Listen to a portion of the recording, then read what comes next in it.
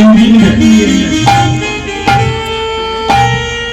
মানে যে যা পারে হাতা মুঠোয় গুছিয়ে বস্তা বন্দি করে ব্যাগে করে নিয়ে অটো টোটো ইঞ্জিন ভ্যান লোড করছে। বিয়েতে যখন পাওয়া যাচ্ছে আর ছাড়া যায়, যে যত খুশি পারে লোড করে নিয়ে আসছে। আবার অনেকে ভাবছে গাড়ি ভর্তি করে নিয়েও বোধহয় মনে করলো কম হলো, আরো কিছু হলে ভালো হতো। আজকে যাচ্ছি যাই, আবার আমি আসবো এই বাজার থেকে বেশ কিছু মাল নিয়ে যাব। তা এরকম করে গল্পটা খুব মন দিয়ে শুনবেন, খুব শিক্ষামূলক কাহিনী। সেই বাজারে যত মানুষ আসছে সবাই যে যা খুশি পারে নিয়ে চলে যাচ্ছে। একটা বোকা মানুষ, একদম বোকা, কিচ্ছু বুঝে না, কিচ্ছু জানে না, সে ব্যাগও আনেনি, বস্তাও আনেনি, কোনো গাড়িও আনেনি, একেবারে খালি হাতে এসেছে। কিচ্ছু বুঝে না। সে এসে মনে মনে চিন্তা করছে যে এই বাজারটা পেতেছে ফ্রিতে দেবার সে লোকটা কোথায়। সে লোকটা দেখা গেল বাজারে একটা অফিসে চেয়ারে এক জায়গায় বসে আছে ওই রাজাটা। তা সেই বোকা লোকটা চিন্তা করলো যে লোকটা এত কিছু মাল ফ্রিতে দিচ্ছে, তা ও লোকটা গোটা কোটি মাল দিয়ে আর কি হবে। আমি যদি ওই লোকটাকে নিয়ে যেতে পারি ওই অফিস থেকে, তাহলে জীবনে আমার মালের অভাব থাকবে, কারণ ও তো বিখ্যাত ধনী বলেই তো এত মাল ফ্রিতে দিচ্ছে। এরকম বোকা মাল দেখো, কোনো মাল নেয়নি। এই অফিসের কাছে গিয়ে, রাজার কাছে গিয়ে রাজার হাতটা ধরে বলছে চলুন আমার সঙ্গে। রাজার কর্মচারী মন্ত্রীরা বলছে পাগল কথা, রাজা মশাইকে ধরছিস কেন? যা, তুই কি নিবি? জিলিপি খাবি? ফ্রিতে খাওয়াচ্ছে, যা খেয়ে নে। সে বলল দেখো, মেলার মধ্যে যখন এই রাজা আছে এটাও তো ফ্রিতে পাওয়া যাবে, তোমরা আমাকে ঠেলাঠেলি করছো কেন? আমি যাকে ধরেছি ওনাকে জিজ্ঞাসা করে দেখো। রাজা মশাইকে বলছে আচ্ছা আপনি বলুন, আপনি মেলায় স্টলের মধ্যে বসে আছেন একটা অফিসে, তাহলে আপনাকেও তো ফ্রিতে পাওয়া যাবে। রাজা মশাই ভাবলো সত্যি তো আমি এই চিন্তাটা করিনি। তা তোমার কিচ্ছু দরকার নেই, আমাকেই দরকার? বলে হ্যাঁ তোমাকেই দরকার। তখন বলছে ঠিক আছে, আমাকে কেন দরকার একটু তুমি বলবে? বলে আমি তো বোকা শোকা মানুষ, কিচ্ছু বুঝি না, এইটা আমার মাথায় খেলেছে যে এত কিছু মেলায় ফ্রিতে দিচ্ছে, সে বিখ্যাত ধনী, আমি যদি সেই লোকটাকে নিয়ে যেতে পারি তাহলে তার স্থাবর অস্থাবর যত সম্পত্তি ধন ঐশ্বর্য আছে যখন ইচ্ছা আমি তার কাছ থেকে পাবো, তাকেই আমি নিয়ে নিচ্ছি, চাইলেও পাবো না চাইলেও পাবো। তখন বললে বাহ, ওরে হতভাগা মন্ত্রী, ওরে হতভাগা সেনাপতি, তোরা একে বোকা ভাবছিস? এর মতো চালাক এই মেলাতে কোনো খদ্দের জুটেনি। অনেক হাজার হাজার খদ্দের এসেছে, ইঞ্জিন ভ্যানে করে গোটা কতে মাল নিয়ে গেছে। ও মাল কদিন চলবে? যে কাপড় নিয়ে গেছে, কাপড় নিয়ে গেলে পড়তে পড়তে ছিঁড়ে যাবে। যে খাবার নিয়ে গেছে খেতে খেতে ফুরিয়ে যাবে। যে গয়না গাটি নিয়ে গেছে একদিন পুরানো হয়ে যাবে, আর কাজে লাগবে না। কিন্তু এই বোকা লোকটা যাকে নিয়ে যেতে চাচ্ছে এ হলো অতীব চালাক, এ সর্বস্ব পাবে আমার ঐশ্বর্য। তা শুধু ভক্তমন্ডলী, এটা হলো উদাহরণ। এইবার শুনুন ওই রাজাটার নাম কি। আর মেলাটা কোথায় পেতেছে আর খোঁজের কারা? ওই রাজাটা আর কেউ নয়, রাজাটা হলো যিনি স্বর্গ মর্ত পাতাল তিনটে জগতের অধিপতি জগদীশ্বর ভগবান, বিশ্ব ভুবনের রাজা। ওই পরমেশ্বর ভগবান হল রাজা, আর ওনার সমস্ত ঐশ্বর্য দিয়ে পশরা সাজিয়েছে স্বর্গ মর্ত পাতাল, তিন জায়গায় মেলা করে বসেছে। এই মর্তধামে একটা মেলা, এখানে কোথাও হাইল্যান্ড, কোথাও লোল্যান্ড, কোথাও জলাভূমি, কোথাও পর্বত, কোথাও মরুভূমি, কোথাও শস্য ক্ষেত্র, কোথাও খনি। এগুলো হলো ভগবানের এক একটা স্টল। এই স্টল ভগবান পেতে রেখে দিয়েছে তার এই ভবের বাজারে। এখানে সেই পরমেশ্বর ভগবান বিশ্ব জগতের রাজা ঘোষণা করেছে, তোমরা যে যা খুশি পারো নিয়ে নাও, পয়সা লাগবে না। ভাবো, এই ভবের বাজার থেকে আমরা যদি জায়গা জমি, আমরা যদি খাদ্য বস্ত্র, জল, অক্সিজেন, সূর্যের আলো, চাঁদের জ্যোৎস্না নিই, আমরা কি ভগবানকে টাকা দেই না তার সাথে একটা দলিল করে নিই? খুব মন দিয়ে শুনবেন, মন দিয়ে শুনলেই সারা জীবন হরিনাম শুনতে হবে না, একদিন শুনলেই আপনি পরম ভক্ত হয়ে যাবেন। আপনি বুঝে যাবেন যে আমাদের ভুলটা কোথায়, কেন আমরা কষ্ট পাই, কেন আমরা দুঃখ পাই, কেন আমরা বুঝি না। একদিন যদি ঠিক মন দিয়ে শুনতে পারেন, কারো বুঝতে অসুবিধা হলে আমাকে সঙ্গে সঙ্গে প্রশ্ন করবেন যে বাবা এই জায়গাটা আমরা বুঝতে পারছি না। এই যে রাজাটা বিশ্ব জগতের একটা বাজার পেতেছে, এই বাজার থেকে আপনারা ফ্রিতে নিয়ে নিতে পারেন জায়গা জমি, জল, আপনারা নিঃশ্বাস প্রশ্বাস চালানোর জন্য অক্সিজেন নিচ্ছেন, ওই রাজাকে টাকা দিচ্ছেন। নদীর জল ব্যবহার করছেন, ওই রাজাকে টাকা দিচ্ছেন। যারা ডেলিভারি দিচ্ছে তাদের মাসে 30 টাকা অনেকে দেয় জলের ট্যাক্স, ওটা ডেলিভারি ট্যাক্স, কিন্তু প্রকৃত জলের মূল্য আমরা দিতে পারি না। ওই রাজার এই যে সাজানো স্টল, বসুমাতা, ওখানে খাদ্য শস্য প্রতিনিয়ত হচ্ছে, টমেটো হচ্ছে, ফুলকপি হচ্ছে, বাঁধাকপি হচ্ছে, এই স্টল দিয়ে রেখেছে। ওখান থেকে আমরা নিচ্ছি, ওনাকে মূল্য দিচ্ছি না। যদি বলেন বাবা বাঁধাকপি ফুলকপি তো আমরা ফ্রিতে পাইনি, আরে যে ওইগুলো নাড়াঘাটা করছে তার তো কিছু মজুরি দিতে হবে। কিন্তু যে ওই বাঁধাকপি টমেটো ফলিয়েছে, যে বিশ্ব জগতের রাজা, যার এই ভুবনটা স্টল দিয়ে আছে, কই তা সে কি চাইছে? সে চায়নি। সেই ভগবানকে আমরা নাম দিইনি। তা আমরা সেই বিশ্ব জগতের সাজানো বাগানে বিশ্ব জগতের রাজার এই সুন্দর মেলা এসেছি খরিদ্দার হয়ে, তার আমরা নেবার জন্য।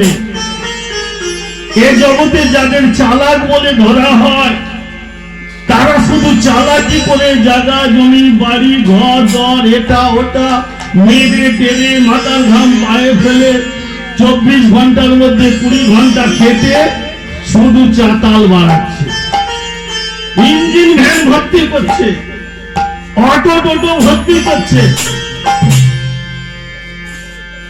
এইবার এই বাজার ছেড়ে তো আমাদের যেতে হবে। এই বাজার ছেড়ে আমাদের যখন চলে যেতে হবে, ওই ইঞ্জিন ভ্যান ভর্তি মাল পড়ে থাকবে, অটো টোটো ভর্তি মাল সব পড়ে থাকবে।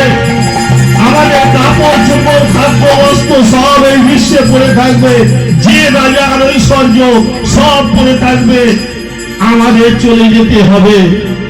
এইভাবে আমরা এসেছি যেমন তেমন চলে যাব, তার এমন খেলা নিয়ে যেতে পারবো না। চলো চলো নয়নে,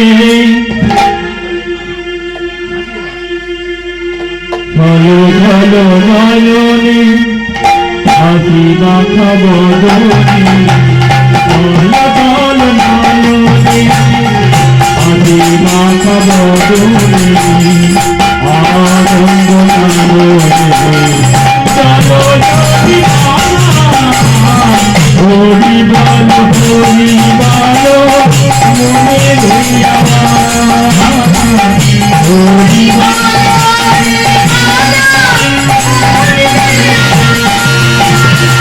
চলো চলো নয়নে, হাসি মাখা বদনে,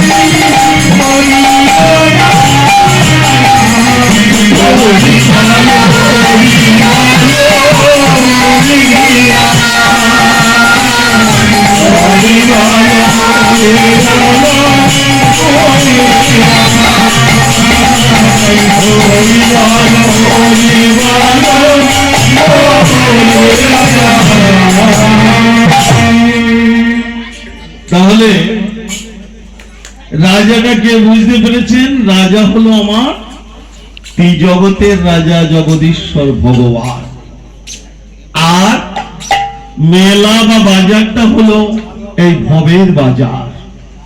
শ্রী ভগবান ভবের বাজারে খাদ্য, বস্ত্র, বাসস্থান, ঔষধপত্র, আসবাবপত্র, দ্রব্য সামগ্রী সবই রেখেছে। আপনি যদি জীবনভর ওগুলোকে নেবার প্রচেষ্টা চালান তাহলে ওটা বোকামি হয়ে যায়। যারা বোঝে না তারা ওটাকে চালাক বলে, যারা বোঝে না, অনেক জ্ঞানী গুণী শিক্ষিত মানুষও বুঝতে ভুল করে। আমরা আসলটাকে নকল বলে ফেলে দিই আর নকলটাকে আসল বলে ধরে রাখি। সবাই আমরা আয়নার সামনে নিজেকে দেখি, কিন্তু ভালো করে চিন্তা করে দেখুন আমরা নিজেরাও নিজেকে চিনতে পারি না।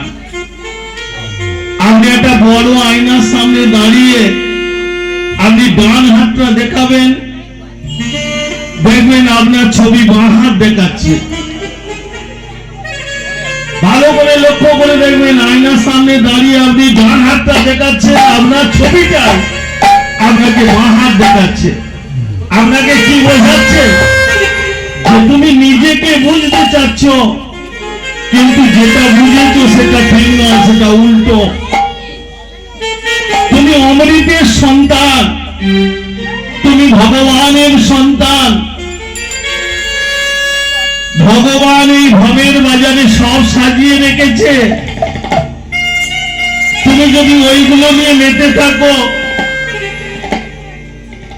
তাহলে তোমার আসল কর্ম হলো না, মুক্তি হলো না, প্রকৃত শান্তি তুমি পেলে না। প্রকৃত শান্তি কোথায়? যে বোকা মানুষটা বাজারে এসে রাজাকে ধরে টানাটানি করছে, সেই হলো প্রকৃত চালাক। তাই মহাজনেরা বলে গেছে, যে জন কৃষ্ণ ভজে সে বলো চতুর। কৃষ্ণ ভজন করো, কৃষ্ণকে ধরো, কৃষ্ণকে ধরে টানাটানি করো, ধরলে তোমার আর কোনো অসুবিধে থাকবে না। তোমার খাদ্য, বস্ত্র, বাসস্থান, তোমার জীবন রক্ষার দায়িত্ব, তোমার শত্রু বিনাশের দায়িত্ব, তোমার রোগ ব্যাধি আরোগ্য করার দায়িত্ব পরমেশ্বর ভগবানই গ্রহণ করবে। কিন্তু মূর্খ মানুষ তারা কি করে? ভগবানকে না ধরে ভগবানের ঐশ্বর্য ধরে টানাটানি করে। এই অনিত্য ঐশ্বর্য নিয়ে এগুলো তো ছাড়তে হবে। যে যত ঐশ্বর্য নিয়ে মেকে চেকে পড়ে থাকবে সেই জানবে দুঃখ জ্বালা যন্ত্রণায় অস্থির হয়ে যাবে। এই পৃথিবীতে মানুষের নিঃশ্বাস নিতে কষ্ট হয় তাদের বেশি। যারা খুব ব্যস্ত মানুষ, যাদের সময় নেই, যারা কোটি কোটি টাকা রোজগার করেও ক্ষান্ত হয়নি, টাইমে খায়নি, টাইমে ঘুমায়নি, আত্মীয় পরিজনের কাছে যায়নি, শুধু বেশি পাওয়ার আশা। ভালো করে চিন্তা করে দেখুন, এই পৃথিবীতে একটা কোটিপতিকে যদি বলেন যে আজকের ওখানে বোরহানপুরে একটু ভাগবত হচ্ছে, চলো না যাই, বলে দূর বাবু, আমার এক বিন্দু সময় নেই, দম ফেলার সময় নেই, খাবার সময় নেই, ঘুমোবার সময় নেই। ভালো করে চিন্তা করে দেখো তার সময়টা নেই কেন? কারণ সে বেশি কিছু রোজগার করার জন্য ব্যস্ত আছে। তাহলে তার 1 কোটি টাকা থাকতেও সে এত রোজগার করছে কেন? তার প্রবল আসক্তি, তার অভাব আছে। মহাজনদের বিচারে সে হলো খুব দরিদ্র অভাবী, তার অভাব আছে বলে তার হাতে এক বিন্দু সময় নেই, দম ফেলার সময় নেই। প্রচুর রোজগার করার চেষ্টা করতে করতে জীবনটাকে শেষ করে দিচ্ছে। অনেক রোজগার করছে, অনেক টাকা রেখে যাচ্ছে, অনেক বিষয় রেখে যাচ্ছে, কিন্তু তাকে একদিন হঠাৎ হার্ট অ্যাটাক হয়ে স্ট্রোক হয়ে চলে যেতে হচ্ছে। তাহলে এই ভবের বাজার থেকে এত মাল ইঞ্জিন ভ্যান লোড করে আমার কি লাভ হলো? কিছু যখন নিয়ে যেতে পারলাম না, ভোগ করতে পারলাম না। ভালো করে খবর নিয়ে দেখবেন, যারা দরিদ্র মানুষ দিন আনে দিন খায়, কেউ ভিক্ষা করে খায়, আমি সার্ভে করে দেখেছি তারা 11:30টায় স্নান করে 12টার মধ্যে ভাত খেয়ে ঘুমিয়ে পড়ে। ভালো করে লক্ষ্য করে দেখবেন, যারা জন খেটে খায় সপ্তাহে 7 দিনের মধ্যে হয়তো 2 দিন কাজ হয়েছে, 5 দিন কাজ হয়নি, তবুও তারা টাইমে খেয়ে ঘুমিয়ে রাস্তায় ঘুরে আত্মীয় স্বজনদের কাছে গিয়ে সব কিছু করে তারা জীবন কাটাচ্ছে। তাদের কত সময়, কেন? তাদের অভাব নাই। আর বিষয়ী মানুষরা বলে ওরা বোকা, ওরা খাটে না, বেশি জমায় না, তারা দিব্যি চলছে, তাদের অত মোরাল ভয়ও নেই। আজ খাই কাল ভগবান আছে। আজকের সারা বিশ্ব মানব ব্যাধি করোনা ভাইরাসের জন্য দ্বন্দ্ব হচ্ছে, কিন্তু আরেকটা ভাইরাস আমি সার্ভে করে দেখেছি বহু দিন থেকে এই মানুষকে অ্যাটাক করেছে, সারা পৃথিবীর মানুষকে, তার কোনো ভ্যাকসিনও দেয়নি, তার কোনো প্রচেষ্টা চালায়নি। সে ভাইরাসটার নাম হলো প্রবল আসক্তি। এই প্রবল আসক্তি সারা বিশ্বের মানুষকে যাকে বেশি করে অ্যাটাক করেছে, তার চোখের ঘুম চলে গেছে, আত্মীয় স্বজনদের কাছে যাওয়া, বদলে গেছে তার স্বভাব চরিত্র। বেশি রোজগারের জন্য মানুষকে হীন ভাবে,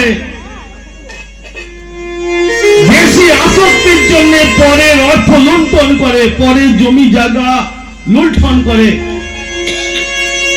বেশি পাওয়ার জন্য স্ত্রী পুত্র পরিজনের প্রতি কর্তব্য তারা হারিয়ে ফেলে। বাড়ির বউ বলে হ্যাঁ চলো না গো, আমি একটু বাপের বাড়ি যাই। একটা কোটিপতি বললো তুমি যাও, আমার যাবার সময় নেই। একটা ছেলে বলছে বাবা তুমি কি একবার কোলে করে নিয়ে আমাকে একটু চলো না গো, ঘুরতে নিয়ে যাবে, বললে আমার যাবার সময় নেই। ভালো করে চিন্তা করে দেখবেন কেন তার সময় নেই। তাকে একটা ভাইরাস এমন অ্যাটাক করেছে, প্রবল আসক্তি, তার ট্রিটমেন্ট হয়নি বলে সে আত্মীয় পরিজনকে ছেড়ে সে কোয়ারেন্টিনার মতো রয়েছে শুধু রোজগার করার জন্য। চোখের ঘুম তার চলে গেছে। ওই সব মানুষগুলো হঠাৎ করে কর্পূরের মতো উড়ে চলে যায়। আর যাদের আসক্তি কম, আজ যা পায় খায়, না খায় না খায়। পাখিটা দেখুন, পাখির কি ঘর আছে নাকি? পাখির যদি খাওয়া হয় খাবে, না হয় না হবে। গাছের ফোকরে দিন কাটাচ্ছে। ওই পাখিদের মাস্ক মারতে হচ্ছে না ভ্যাকসিন দিতে হচ্ছে?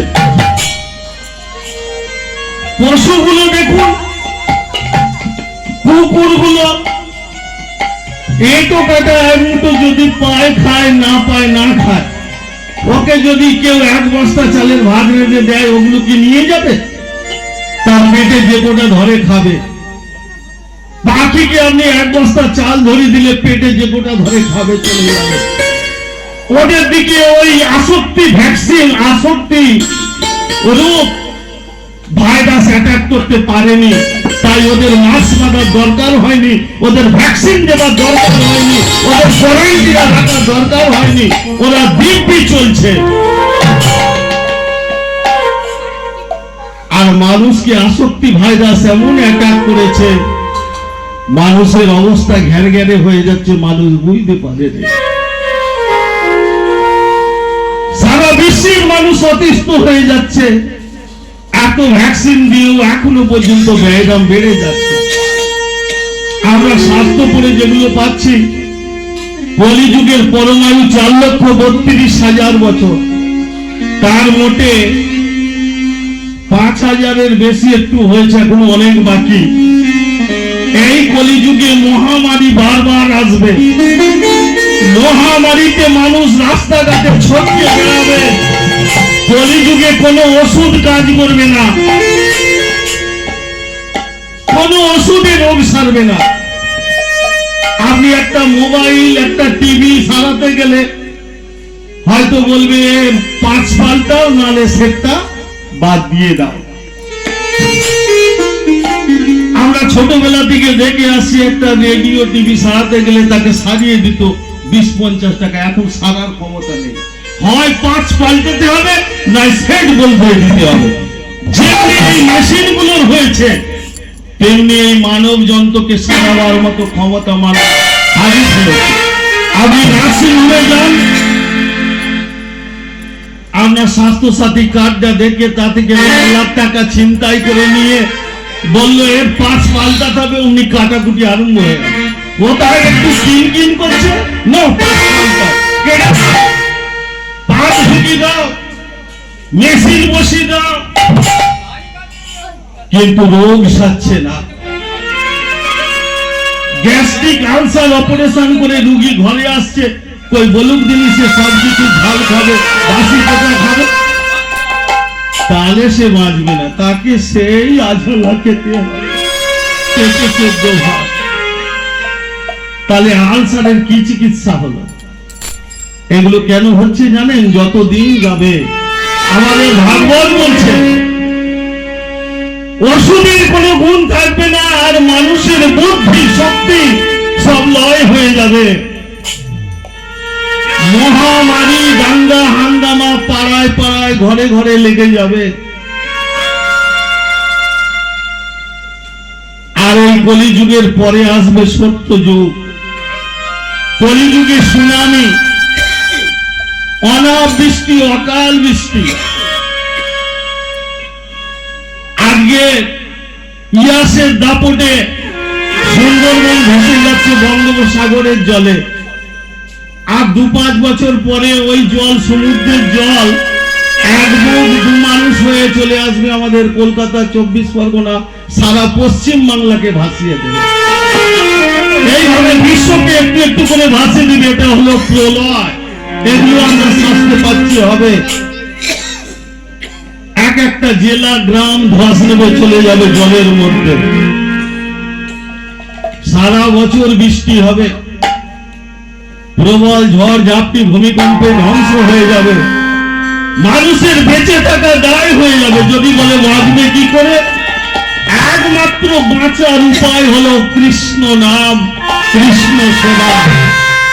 কৃষ্ণকে ধরে রাখলে কৃষ্ণই আপনাকে রাখতে পারবে।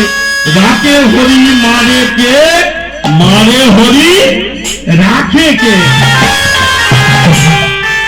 খুব তাড়াতাড়ি বিশ্বযুদ্ধ আসছে। ঘরে ঘরে রাস্তাঘাটে কাটাকাটি, মারামারি, হাঙ্গামা হবে। আজকের আপনি রাস্তা দিয়ে যাচ্ছেন, আপনাকে কেটে ফেলে দিবে, কেউ প্রতিবাদ করবে না। বাসে করে যাচ্ছেন, বাসে আপনার গলায় ছুরি মেরে চলে যাবে, কেউ প্রতিবাদ করবে না, ছটপট করতে হবে। ভাই ভাইকে মারবে, ছেলে মা বাবাকে মারবে। এই রকম বিশ্বযুদ্ধের সময় ভগবান একবার আসবে, যার নাম হলো কল্কি অবতার। সেই কল্কি অবতার অশ্বারোহী, খড়গধারী, তার হাতে একটা সুদীর্ঘ তরোয়াল থাকবে। যে তরোয়ালটা একবার ঘুরিয়ে দিলে কয়েক লক্ষ যোজন মনুষ্য জীবের গর্দান উড়ে চলে যাবে। তার এমন পাওয়ার। সেই সময় পাপিষ্ঠ, পাপী তাপী, যারা পরকে দুঃখ দেয়, পরকে জ্বালা দেয়, যারা কোনোদিন ভগবানের কাছে মাথা নোঙায়নি, জীবনে হরি নাম করলো না, সারা জীবন রোজগার করে শুধু নিজে রাখতে চেষ্টা করলো, ভগবানের কাছে 2 পয়সা সেবাই দিল না। ভগবান তো বোকা নয়, ভগবানকে দিতে গেলে মানুষের কৃপণতা এসে যায়, বলে কি করে দেব, বাজার খুব খারাপ, 10 টাকা নিয়ে যাও, বাৎসরিক মৎসব হচ্ছে। এদিকে দেখা গেল তার বাড়িতে 50,000 টাকা নিয়ে ঢুকছে, হয়তো কিনে এনে সরকার দিচ্ছে, তো ও থেকে 100 টাকা দেওয়ার মতো ক্ষমতা তার হলো নি। রাগ করবেন না, ভাবতে হবে যে আমি ফ্রিতে 1.5 লাখ টাকা পেয়ে গেলাম, যে আজকে আমি বাৎসরিক উৎসবে ভগবান তো দিয়েছে, সেখানে হাসতে হাসতে 500 টাকা দিয়ে দিই। জীবনে আমার বাড়ি তো ভাত রেঁধে ভগবানকে দেওয়া হয়নি। আজকের আশ্রমে যাক, 1 মুঠো ডাল চচ্চড়ি ভাত, একটু হরিনাম ভাগবতের আয়োজন করছে কদিন ভোর ঘুরে ঘুরে, তাদের হাতে আমরা 2 পয়সা দিলে আমাদের সারা জীবনের মহাপাপ চলে যাবে ওই অর্থের বিনিময়ে। আরো কত মানুষ চালা, সব কাজ করে, তাস খেলে, আড্ডা মারে, সব করে, কিন্তু ভগবানের কাজে তাদের পাত্তা নেই। তারা এলে নাকি তাদের অসুখ করবে, সর্দি করবে, করোনা হবে, হাত পা পড়ে যাবে, পিছিয়ে আছে। আরে কেন রে বাবা, আমি বারবার এখানে এসে দেখছি শুধু ফাঁকা হাত হচ্ছে। একটা বর করে এলে 100 লোক জুটে যায়, 20 টাকা চিংড়ি কেজি ভগবান চিংড়ি এলে পারে 50 জন এসে মাছির মতন ভ্যান ভ্যান করে কিনে নিয়ে যায়। আর এখানে একটা ভগবানের উৎসব হবে, এখানে মানুষের লেজ দেখা যায়, তাহলে এদের কবে চৈতন্য হবে? রাগ করবেন না। কৃষ্ণ নাম করো রে ভাই, আর সব মিছে, পালাইতে পদ নাই, জম আছে পিছে। চুলে তুমি যাবে, জমের হাত থেকে তোমার রেহাই নেই। আজকে যদি তোমার গলায় দড়ি দিয়ে টানতে টানতে নিয়ে যায়, কারো বাবার সাথী নেই, কোনো সুপারিশ নেই, কোনো এমএলএ এমপি নেই, কোনো দাদা নেই, কোনো আত্মীয় নেই, লোহার শিকল দিয়ে টেনে রাখলেও তোমাকে ধরে রাখতে পারে। তুমি রাষ্ট্রপতি হলেও তোমাকে চলে যেতে হবে। তাই শুধু ভক্তমণ্ডলী, বিষয় বাসনা ছোট করে, আর যে কদিন আছো একটু একটু হাত খুলো, ভগবানের সেবায় যেটা রাখবে ওটা তোমার গচ্ছিত থাকবে, আর সব এখানে পড়ে থাকবে। তুমি যেটাই যাবে সেই সাথে তোমার সুখ যাবে, সঙ্গে সঙ্গে কর্ম করার ফলে। আর যাদের কথা ভেবে তুমি মেকে থেকে পড়ে আছো, এরা তোমার কেউ আপন নয়। তবে তবে